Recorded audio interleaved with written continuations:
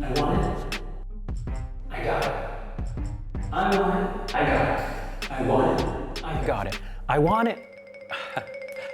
This is one of my latest impulse buys. Bought online, of course.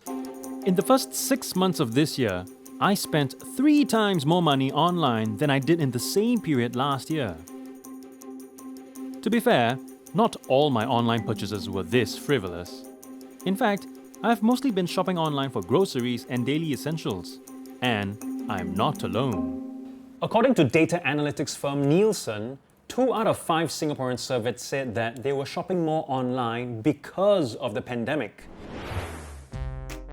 And Nielsen reckons this change in our shopping habits will stick, even after the pandemic. What does it take for this baby formula I ordered online to get here? Well, there's a whole supply chain involved. The pandemic has affected every link in this chain And the movement of goods across it.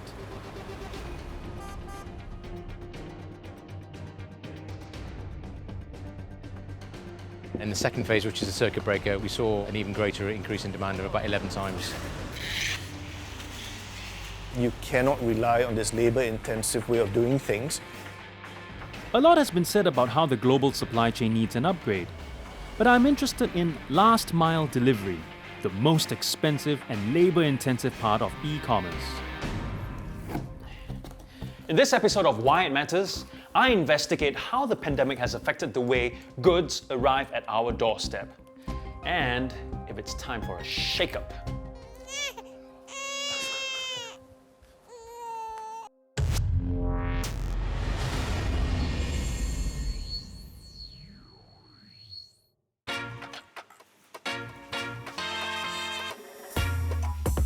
Safe distancing measures have confined most of us to our homes. Singapore's Prime Minister Lee Hsien Loong has appealed to older Singaporeans to stay at home during the COVID-19 circuit breaker. And pushed us online not just for our Korean drama fix, but for our basic necessities. Safe distancing measures And safety because older people are more vulnerable the public to the to cut coronavirus. non-essential Mr. trips Lee to has also drivers noted will that soon Singapore- Greatly driving up the demand for e-commerce.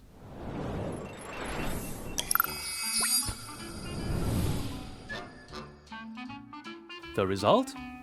Companies struggling to keep up with the sudden surge in online orders. Which is why this is what we saw a lot of, especially in the last few months.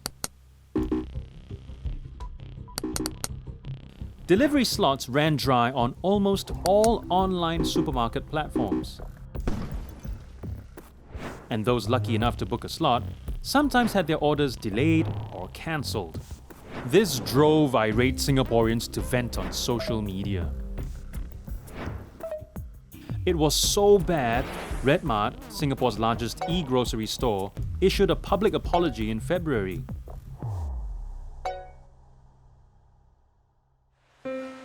But 2 months after the apology, Redmart couldn't cope again, forcing them to suspend new orders for 2 days in April.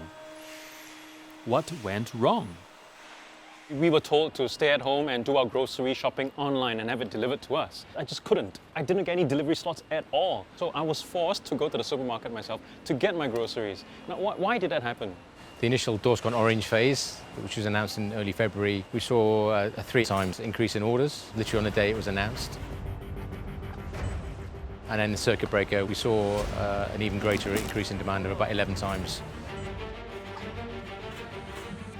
As the various stages of the circuit breaker, Malaysia had a move and control order, which put some pressure on the available drivers and available warehouse team to be able to come in and pick, pack and deliver orders.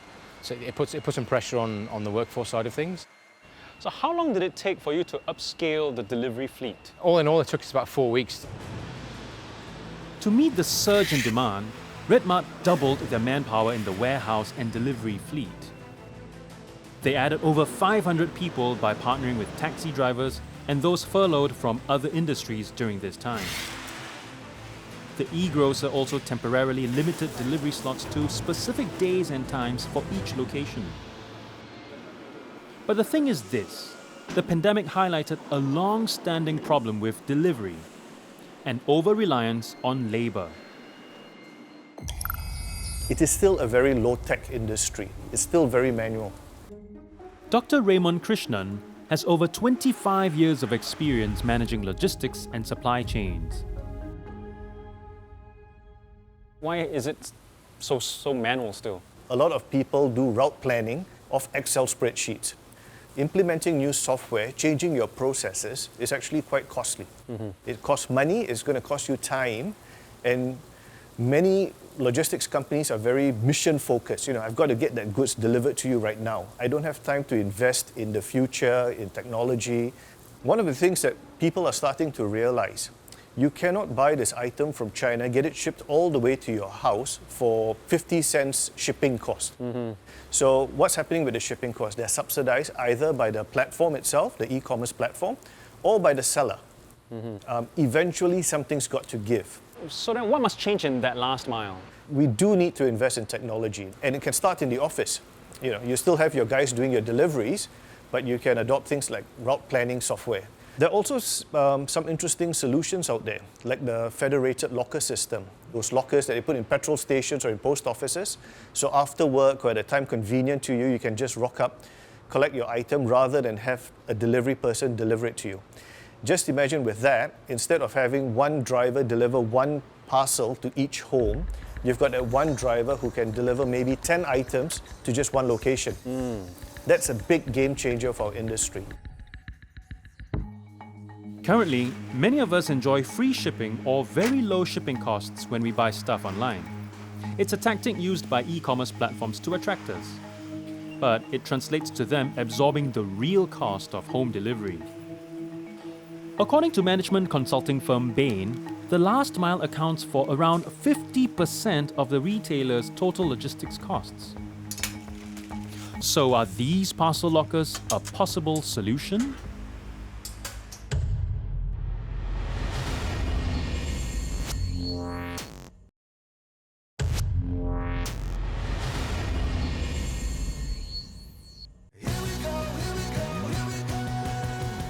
The pandemic is speeding up the world's shift into e-commerce. A recent study estimates that urban deliveries will soar by 78% by the year 2030. This study also found that if we do nothing to change up how we deliver goods, the number of delivery vehicles on city roads will grow by 36%. This will increase road congestion by 21%, which works out to an extra 11 minutes for you and me every day stuck in traffic. And these delivery vehicles will drive up carbon emissions by 6 million tons. Nobody wants that. So currently, home deliveries are expensive. And if left unchecked, will make for more crowded roads and a hotter planet. So how can the last mile be leveled up? One suggestion? Automated parcel lockers. Here's how it works. A bunch of different orders is dropped off at a locker. My stay-at-home exercise equipment, my neighbor's electronics, someone's sneaker fix. Then I get a notification on my phone with an access code to collect it whenever I'm free. Even before the pandemic, the Singapore government saw automated parcel lockers as the future of last-mile delivery. In 2018, they launched the Federated Locker System for the over 300,000 residents of Bukit Panjang and Punggol. The lockers in these areas were made platform agnostic. This means different e-commerce platforms and logistics companies could use these lockers. The government plans to expand the network to over 1,000 lockers across the island by the end of 2021. So that one will be available within 5 minutes or 250 meters of every HDB block. But beyond the distance, these lockers don't look like they can hold a big package. Like, if I were to order things in bulk. I also couldn't order fresh food to be dropped off here. Perhaps that's why the current adoption rate is still less than half. Blue is one of 2 companies that provides the lockers on this national network. I want to know, why should I, as an online shopper, make the switch to parcel lockers?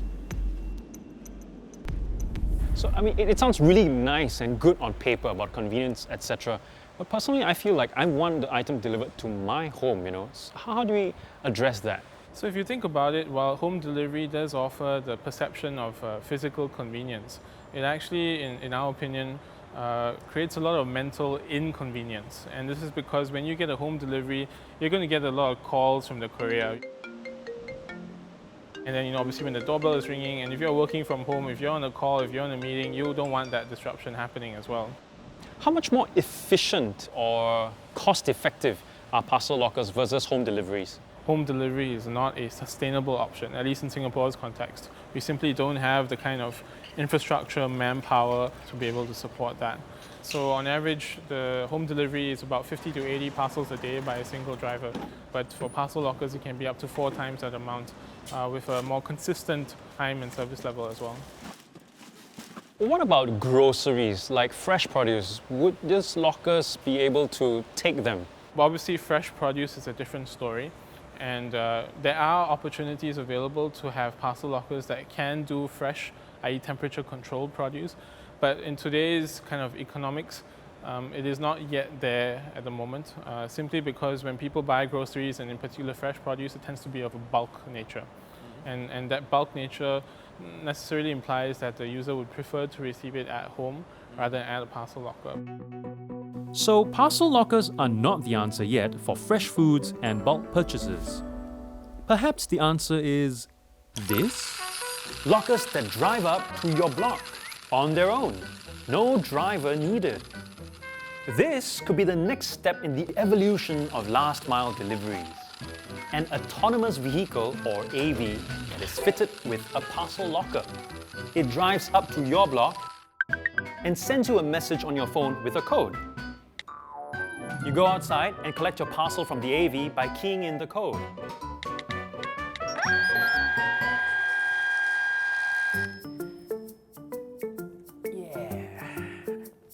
Such AVs that are fitted with parcel lockers are part of a whole field of experimentation with last-mile deliveries. Then there are self-driving vans with droids or robots that deliver to your door, AVs that travel on pavements, and drones.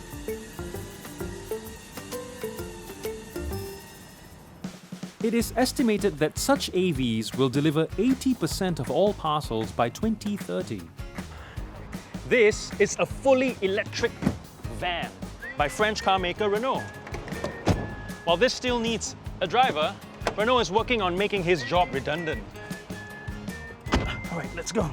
In 2018, they unveiled the Easy Pro, a fleet of driverless electric pods that will eventually deliver everything from groceries to coffee. The Easy Pro has a leader pod with a human conductor who leads a caravan of smaller robot pods.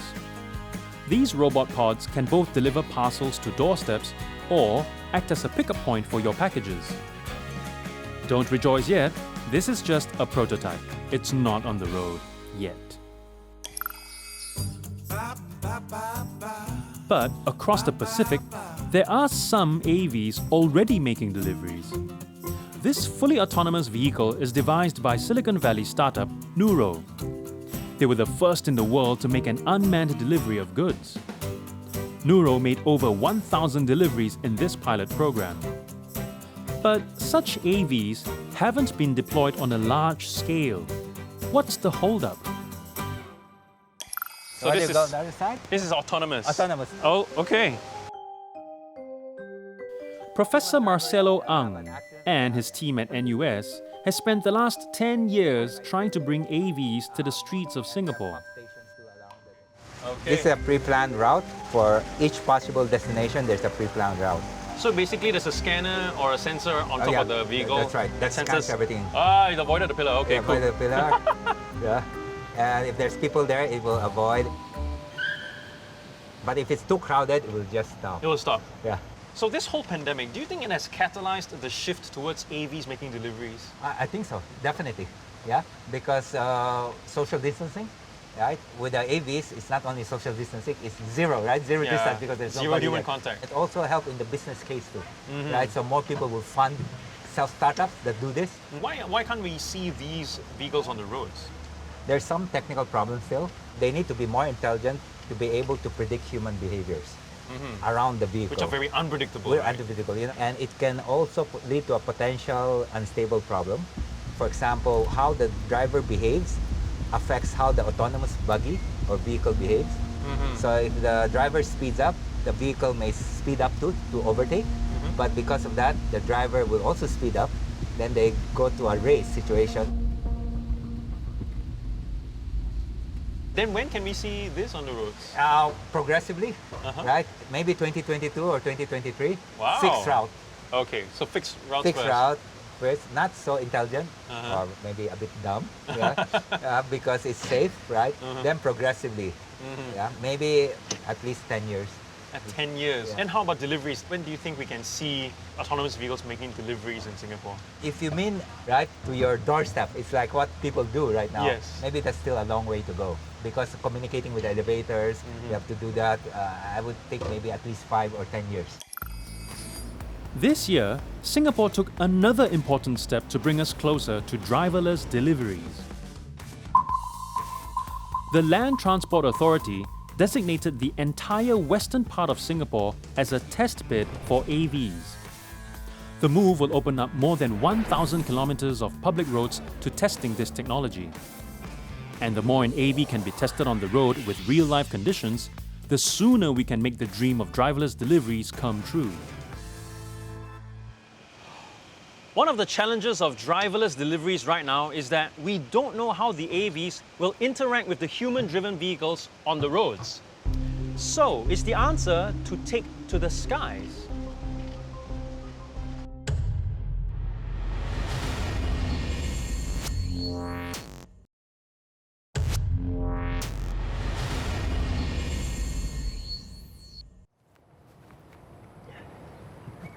This is a great way to get some good shots of my neighborhood. But drones these days are helping create more than just pretty pictures. They've been used to deliver medicines and vaccines to remote hospitals in Rwanda and Ghana, deliver food to the boondocks in Iceland, hard to reach by car, And last year, one was even used to deliver a kidney to a transplant patient in the US. So, can we deploy them to our HDB estates to deliver our online shopping?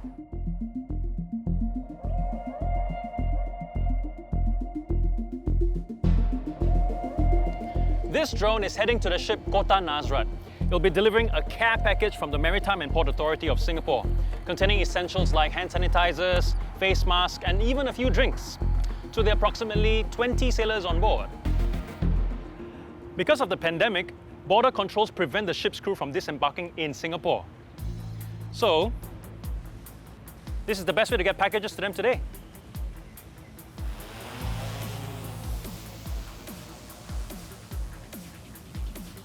The people behind this? F Drones, a 3-year-old Singapore startup. The drone will make the trip to and from the ship in 15 minutes. A huge improvement on the 2 hours it would take to deliver it by boat, the traditional way. From here, actually, it's quite hard to see. But if you see the vessel with the crane, the Nazareth is behind that.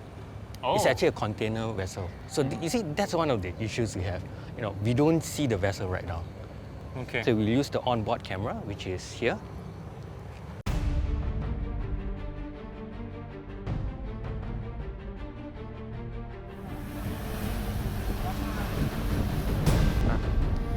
F Drones is the first company in Singapore to receive the go-ahead from the Aviation Authority to fly beyond visual line of sight, or BVLOS in short. So usually, whenever the pilot flies the drone, he has to visually see the drone. Yeah. So BVLOS allows us to fly beyond it. So we might not be able to see the drone, but we will be receiving data from the drone. Are we able to see drones delivering small parcels to our doorsteps? The company right now is focusing on marine and offshore sector. Annually, there's about 2.5 million trips done to deliver supplies to vessels. And actually that produces a lot of emission. So we would actually like to reduce those emissions. While the sailors are sorted with their care packages, I want to find out what it takes to get us to drones delivering packages in dense cities like Singapore.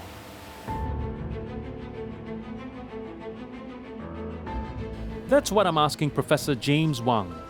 Once dubbed the Steve Jobs of rotorcraft, he created the world's first electric aerial vehicle in 2013. And since last year, he's been trying to make flying taxis a reality. So I actually witnessed a BV loss licensed company make a delivery using a drone to a ship that was a few kilometers away.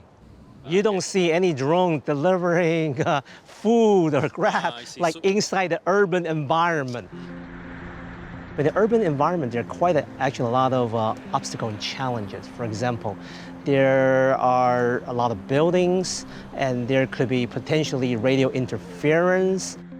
But eventually, all these can be overcome in a few more years. For example, we can mount like transmitter or beaming signals at different locations within the city.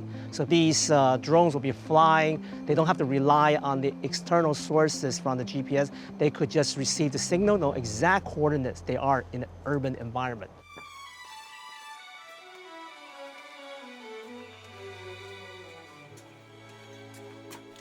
Even before the pandemic, innovating the last mile was seen as crucial to keep up with rising popularity of shopping online.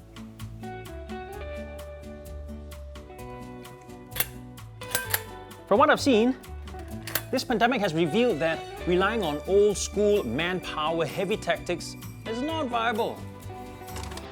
COVID-19 has lit a fire under companies to embrace new technologies.